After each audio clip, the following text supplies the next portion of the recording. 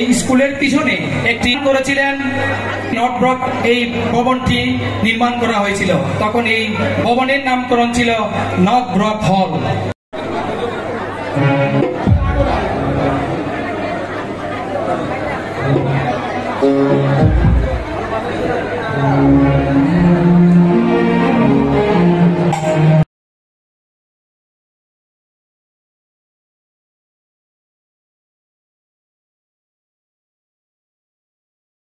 আলোকপাত করলাম তার পূর্ব পট, সেগুলি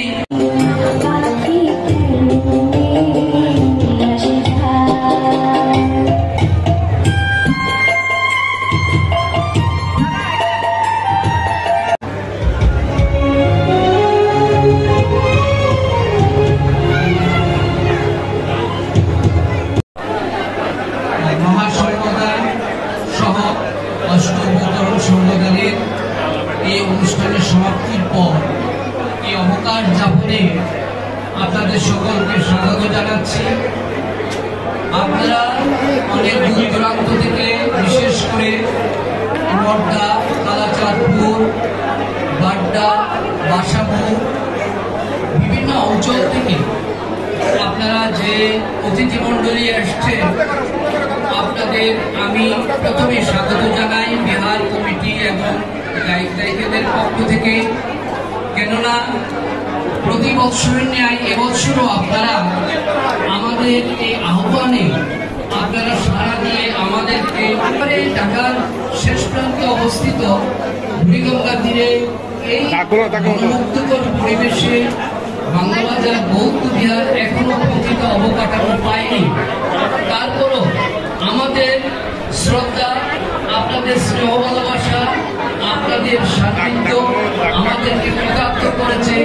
আমরা অনুপ্রাণিত হই প্রতি বৎসর আপনাদেরকে আমরা আমন্ত্রণ জানাই। আপনারাও আপনাদেরকে যথাযথভাবে আমরা এই বৌদ্ধ সংগঠন বা বৌদ্ধ বিহার প্রতিষ্ঠার জন্য আমরা ব্রতী হই।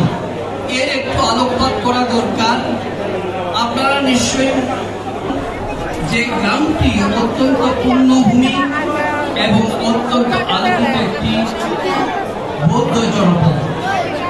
এই বৌদ্ধ জনপদে আমাদের গ্রামের অনেক আলোকবর্তিকা, আমাদের গ্রামে অনেক সূর্য সন্তান, বিশেষ করে আমাদের সাংঘিক ব্যক্তিত্বগণ সারা বিশ্ব পরিমণ্ডলে আপনাদেরকে ধর্মানন্দ মহাদেবও আমাদের গ্রামেরই সন্তান। এবং এটা যদিও বা এই গ্রামের আরেকটি নাম আছে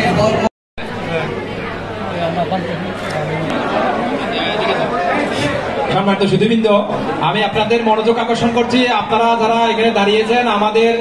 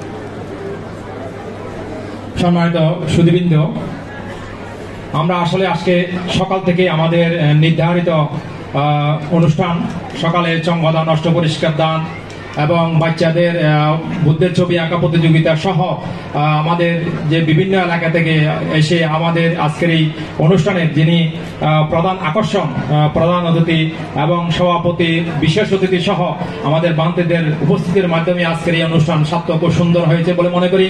যে বিশেষ করে এখানে নগদা, কালাচাঁদপুর সহ বাসাবু, কমলাপুর এবং বিভিন্ন সংগঠনের নেতৃবৃন্দ আজকের উপস্থিত হয়েছেন। উপস্থিতির মাধ্যমে আমাদের অনুষ্ঠানকে সার্থক সুন্দর করেছে। আমি আজকের এই মহতী অনুষ্ঠানের প্রধান অতিথি, যিনি আজকের এই মধ্যম আকর্ষণ, উনি আমাদেরকে আজকে কিছু বলে আমাদেরকে আশ্বস্ত করবেন। আমরা আসলে চাই, আজকের আমাদের 2017 সালে বাংলা বাজার বৌদ্ধ বিহার প্রতিষ্ঠিত হয়েছিল। এই প্রতিষ্ঠার মাধ্যমে আমরা অস্থায়ীভাবে কোন রকমের ভাড়া বাসায় বর্তমান পর্যন্ত, অদ্যাবধি পর্যন্ত আমরা পরিচালিত করে আসছি। তো আমরা বিভিন্নভাবে জেলা প্রশাসক সহ বিভিন্নভাবে আমরা কার্যক্রম কিছু চালিয়ে যাওয়ার পরেও কিন্তু বিভিন্ন কারণে, পরিস্থিতির কারণে আমরা একটু দূরে থাকলেও চেষ্টা করে যাচ্ছি যে আজকে যিনি প্রধান অতিথি উনি আমাদের জেলা প্রশাসক মহোদয়ের দৃষ্টি আকর্ষণ করবেন। এখন প্রধান অতিথি আছেন এবং বিভিন্নভাবে আমাদের সংগঠনের নেতৃবৃন্দ আছেন। আমরা চাই সকলের মাধ্যমে, সকলের ঐক্যবদ্ধ প্রচেষ্টায় আমরা আমাদের এই কর্ম প্রচেষ্টার মাধ্যমে, এটা শুধু আমাদের এলাকার নয়, এটা শুধু ঢাকা বাংলা বাজার নয়, পুরো বাংলাদেশের জন্য একটা এলাকা, যিনি পুরান ঢাকায় অনেকে বসবাস করে আসছেন। আমরা তো অনেক বছর অনেকভাবে বিভিন্নভাবে এখানে ব্যবসা বাণিজ্য করে আসছি, এখানে বসবাস করছি। তো বিভিন্ন এলাকা থেকে এখানে আমি প্রধান অতিথি দৃষ্টি আকর্ষণ করবো। এখানে গান্ডারিয়া থানা, বংশাল থানা, ওয়ারি থানা, সূত্রাপুর থানা সহ বিভিন্ন এলাকার লোকজন মানে বসবাস করে আমাদের বৌদ্ধ সম্প্রদায়ের জনগণ।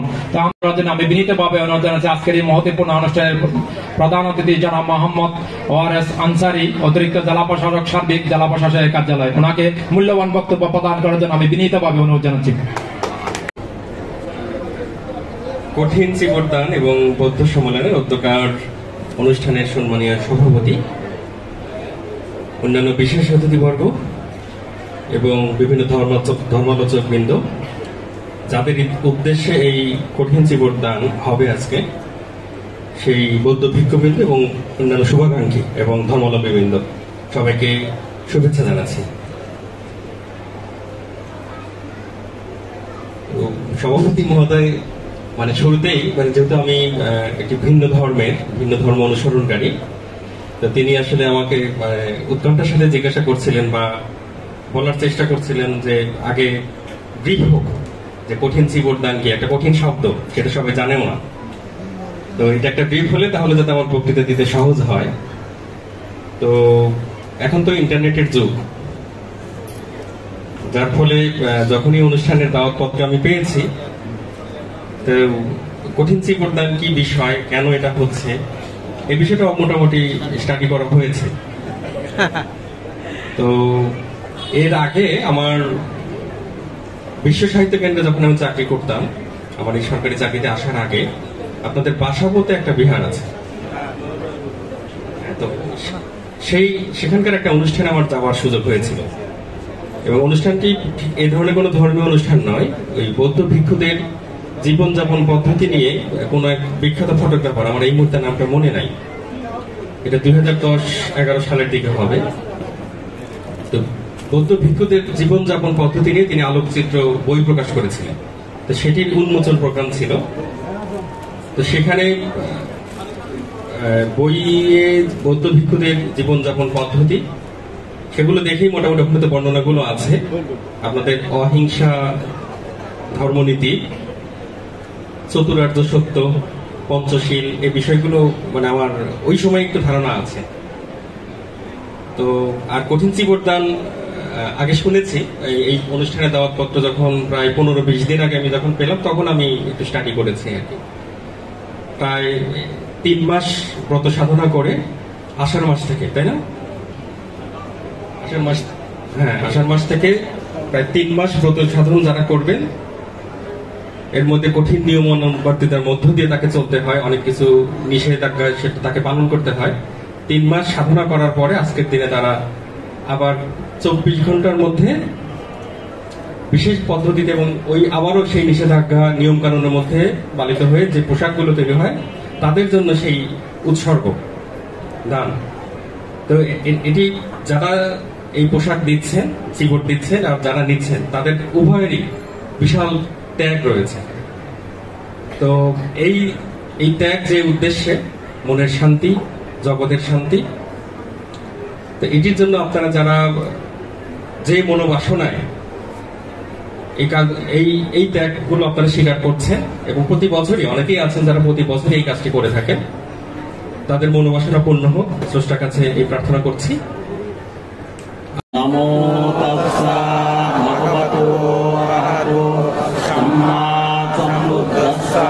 নমো তাস্সা ভগবতো অরহতো সাম্মা সম্বুদ্ধাস্সা। নমো তাস্সা ভগবতো অরহতো সাম্মা সম্বুদ্ধাস্সা।